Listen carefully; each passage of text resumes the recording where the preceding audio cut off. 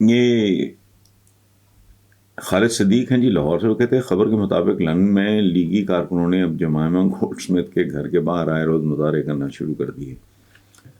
ظاہر ہے یہ نواز شریف کی رہائش گاہ کے باہر مسلسل مظاہروں اور احتجاجوں کا جواب ہے، لیکن اس میں جمائما کا کیا قصور؟ بہتر نہیں کہ نون لیگی کارکنان لاہور میں زمان پارک اور اسلام آباد منی گالہ میں کپتان کے گھر کے باہر مظاہرے کریں؟ ان کے پاس اب کارکن رہ نہیں گیا اس طرح کا، وہاں وہ پیڈ لوگ ہوں گے موسٹلی۔ اور دوسری بات یہ، اس طرح کے کام کرنے کے لیے تھوڑی سی اقدار کی ویلیوز کی سمجھ ضروری ہوتی ہے، تھوڑی شرم حیا۔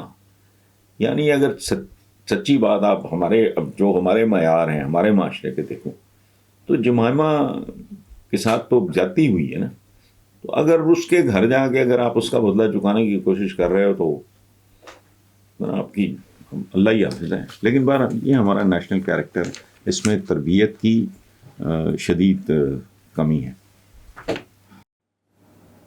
السلام علیکم viewers, thank you very much دوستوں کو وہ پچھلا کالم پرانا 30 سال پرانا کالم پسند آیا۔ آج ایک اور کالم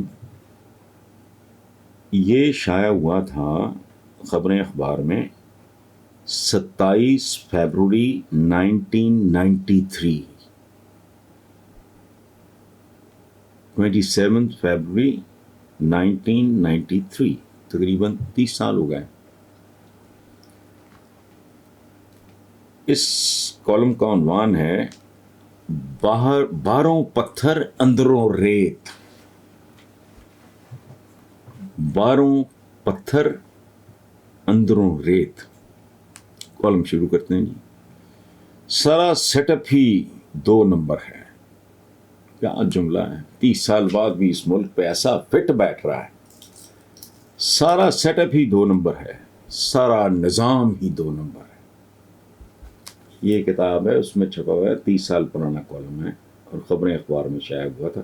میں اس لیے پرانے پڑھ رہا ہوں کہ آپ پتہ لگے کہ ایک سوتر یہ ملک اپنی جگہ سے نہیں ہلا، بلکہ بد سے بدتر ہوا۔ جی، سارا سیٹ اپ ہی 2 نمبر ہے، سارا نظام ہی 2 نمبر ہے۔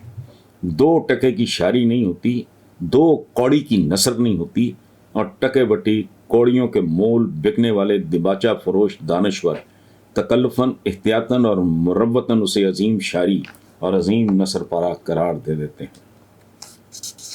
کتابوں کی بھی نت کھلائی ہوتی ہے، اور بہت سے بوزنے بونے چھوٹے چھوٹے اہل قلم اکٹھے ہو کے زیر بحث، زیر نظر، زیر تقریر کتاب کو ایک عظیم تجربہ اور سنگ میل قرار دے کر، پیسٹریاں کھا کر، سموسے چٹ کر کے، رولز چبا کر، حق کے نمک ادا کر کے گھروں گھری روانہ ہو جاتے ہیں، اور پھر ایسی تقریبوں میں کی گئی تقریروں کی روشنی کا اندھیرا اخباروں کے ادبی ایڈیشنوں میں پھیل جاتا ہے۔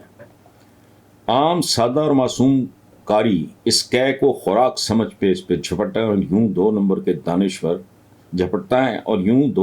دانشور اور ادیب جنم لیتے ہیں، جو دراصل پبلک ریلیشننگ کی ناجائز ادبی اولاد کے علاوہ اور کسی اہمیت کے حامل نہیں ہوتے۔ یہ لا شے ہوتے ہیں جو شے بن جاتے ہیں۔ یہ سارے ادبی ایکسٹراز اور فکری مسخرے اخباروں سے لے کے ٹی وی اور ریڈیو تک، یاد رہے کہ اس زمانے میں چینلز نہیں تھے، ٹی وی اور ریڈیو تک خارج زدہ جانوروں کی طرح ٹمک ٹوئیاں مارتے پھرتے ہیں، اور اپنے سے بھی کمتر لوگوں کے درباروں میں سفلی شہرت اور سستی مقبولیت کے لیے ہر طرح کے پاپڑ بیلتے ہیں۔ ان پاپڑوں اور ان کے بیلنے کی تفصیلات میں جاؤں تو یقین کریں یہ ساری تفصیلات فحاشی کے زمرے میں آئیں گی۔ واقعی یہ موسمی فحاشی کا ہے، سیاست سے لے کر ادب تک، اور ادب سے لے کر صحافت تک، اور صحافت سے لے کے سیاست تک۔ ایک عجیب المیہ ہے کہ معاشرہ ایک ایسے حمام کا روپ دھار چکا ہے جس میں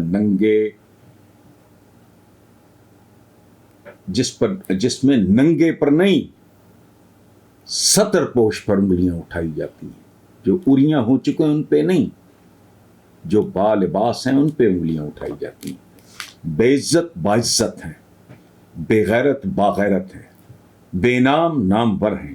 یہاں طاقتور کمزور، خوبصورت بدصورت، سچا جھوٹا اور جعلی ہی اصلی۔ آج کے حالات تو دیکھیں ذرا، آگے چلتے ہیں۔ موپساں کے عہد کا فرانس بھی کیا ہوگا، جو میرے عہد میں میرا وطن ہے کہ یہاں سچے آدمی سے لے کر سچی کتاب تک ڈھونڈنے سے نہیں ملتی. جسے ہیرو قرار دیا جاتا ہے ذرا گہرائی میں جا کر دیکھیں تو ویلن سے بھی زیادہ خبیث نکلتا ہے. جسے خاندانی کہتے ہیں ذرا غور سے دیکھیں تو پتہ چلتا ہے کہ اس کا خاندان ہی کوئی نہیں. جسے خوبصورت سمجھا جاتا ہے سمجھ بوجھ سے کام لیں تو دکھائی دیتا ہے کہ یہ تو بدصورتی کا امام تھا. ایسے میں آدمی ہر شخص سے ہر کتاب تک ہر چیز کو تعصب سے دیکھتا ہے، جیسے میں نے نیلے چند دی رات کو دیکھا.